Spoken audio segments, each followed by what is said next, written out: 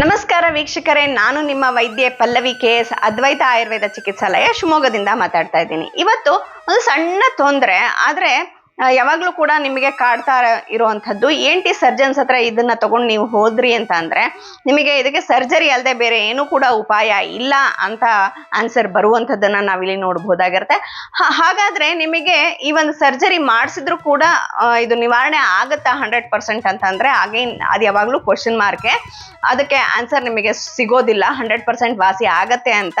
So ಈ ತರದ ಒಂದು ಸಮಸ್ಯೆ ಯಾವ್ದಪ್ಪ ಅಂತ ಕೇಳಿದ್ರೆ ಅದು ನೇಸಲ್ ಎಡಿನಾಯ್ಡ್ಸ್ ಅಥವಾ ನಾಸಾ ಅರ್ಷ ಅಂತ ನಾನು ಹೇಳಲಿಕ್ಕೆ ಬಯಸ್ತೀನಿ. ಹಾಗಾದ್ರೆ ಈ ಒಂದು ನೇಸಲ್ ಎಡಿನಾಯ್ಡ್ಸ್ ಅಥವಾ ನಾಸಾ ಅರ್ಷ ಅಂದ್ರೆ ಏನು ಅಂತ ಕೇಳೋದಾದ್ರೆ, ನಿಮ್ಮ ನೇಸಲ್ ಪ್ಯಾಸೇಜ್ ಅಲ್ಲಿ, ಮೂಗಿನ ನಿಮ್ಮ ಪ್ಯಾಸೇಜ್ ಅಲ್ಲಿ ಉಂಟಾಗುವಂತಹ ಒಂದು ದುರ್ಮಾಂಸ, ಒಂದು ಮಾಂಸದ ಗಂಟಿನ ಹಾಗೆ ಇರುವಂತಹದ್ದು ಈ ಒಂದು ನೇಸಲ್ ಎಡಿನಾಯ್ಡ್ಸ್ ಅಥವಾ ನಾಸಾ ಅರ್ಷ ಅಂತ ನಾವು ಹೇಳ್ಬಹುದಾಗಿರತ್ತೆ.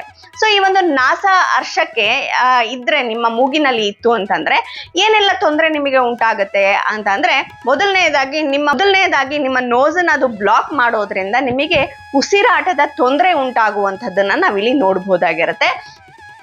ಉಸಿರಾಟದ ತೊಂದರೆ ಉಂಟಾಗ್ತಾ ಇದೆ, ಅದ್ರ ಜೊತೆಗೆ ತಲೆನೋವು ಕೂಡ ಪದೇ ಪದೇ ಬರ್ತಾ ಇರುವಂತದ್ದನ್ನ ನೋಡ್ಬೋದಾಗಿರುತ್ತೆ. ಅವಾಗವಾಗ ಶೀತ, ಇನ್ಫೆಕ್ಷನ್ಸ್ ಆಗುವಂಥದ್ದನ್ನ ನಾವಿಲ್ಲಿ ನೋಡ್ಬೋದಾಗಿರುತ್ತೆ.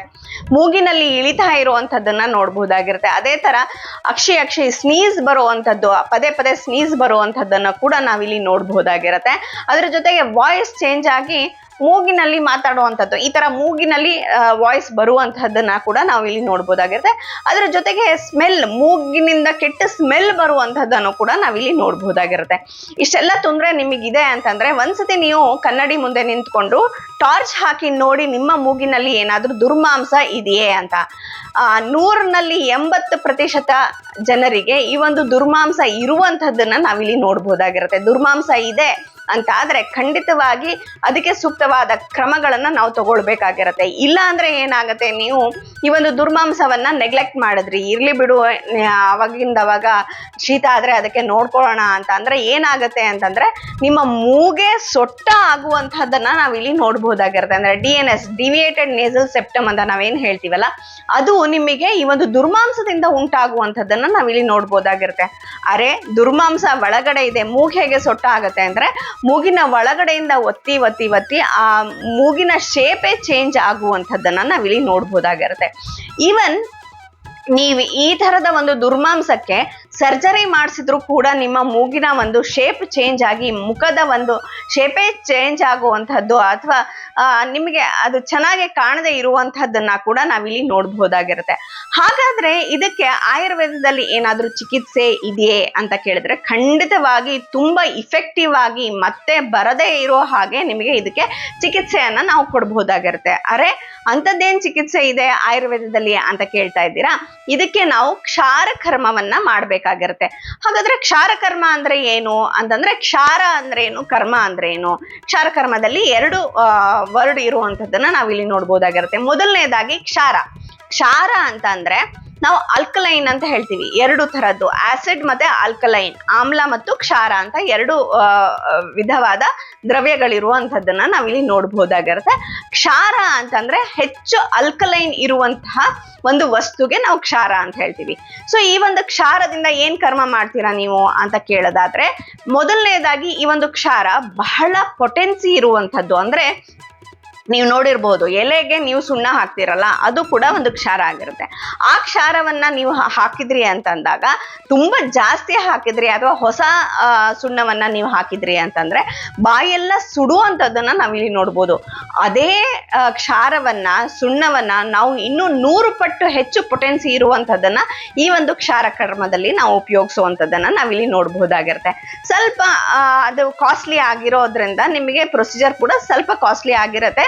ಬಟ್ ಸ್ಟಿಲ್ ನಿಮ್ಗೆ ಆ ಒಂದು ಕ್ಷಾರ ಕರ್ಮ ತುಂಬಾ ಎಫೆಕ್ಟಿವ್ ಆಗಿರುವಂತದ್ದನ್ನ ನಾವಿಲ್ಲಿ ನೋಡ್ಬೋದಾಗಿರುತ್ತೆ. ಹಾಗಾದ್ರೆ ಕರ್ಮ ಅಂದ್ರೆ ಏನು, ಪ್ರೊಸೀಜರ್ ಅಂತ ನಾವು ಹೇಳ್ಬೋದಾಗಿರುತ್ತೆ.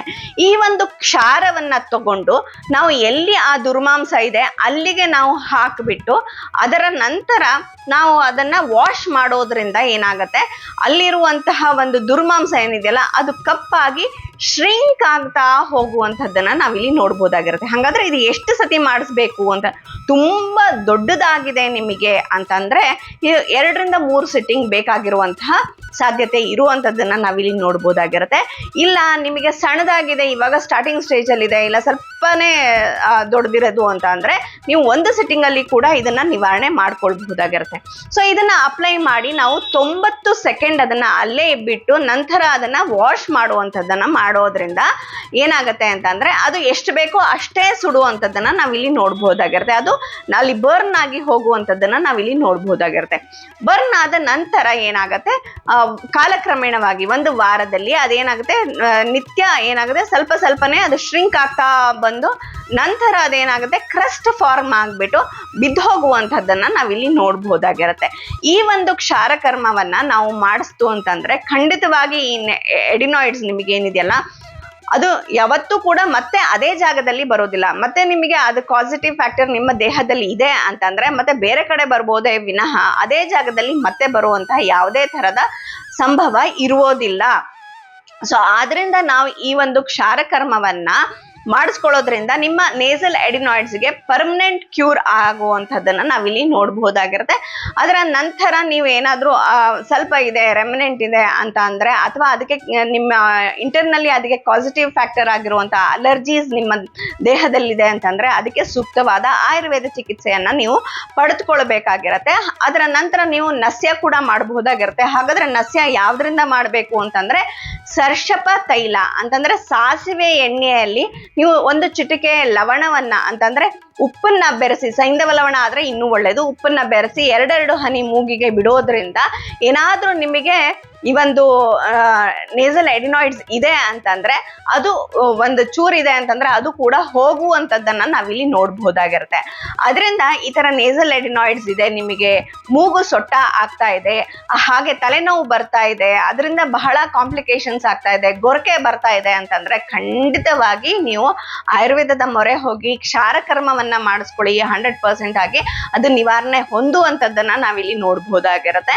ಸೊ ಇದು ನಿಮಗಲ್ದೆ ನಿಮ್ಮ ಸುತ್ತಮುತ್ತಲು ಯಾರಿಗಾರು ಇದ್ರೂ ಕೂಡ ನೀವು ಖಂಡಿತವಾಗಿ ಆಯುರ್ವೇದವನ್ನ ಇದಕ್ಕೆ ಅಡ್ವೈಸ್ ಮಾಡಬಹುದಾಗಿರುತ್ತೆ. ನಿಮಗೆ ಈ ತರದ ನೇಸಲ್ ಎಡಿನಾಯ್ಡ್ಸ್ ಇತ್ತು ಅಂತಂದ್ರೆ ಖಂಡಿತವಾಗಿ ಸಂಪರ್ಕಿಸಿ ಅದ್ವೈತ ಆಯುರ್ವೇದ ಚಿಕಿತ್ಸಾಲಯ ಶಿವಮೊಗ್ಗ. ನೀವು ಕರೆ ಕೂಡ ಮಾಡ್ಬೋದು. 9187484210 ಕರೆ ಮಾಡಿ ಅಂತ ಹೇಳ್ತಾ ನನ್ನ ಮಾತುಗಳನ್ನ ಮುಗಿಸ್ತೀನಿ.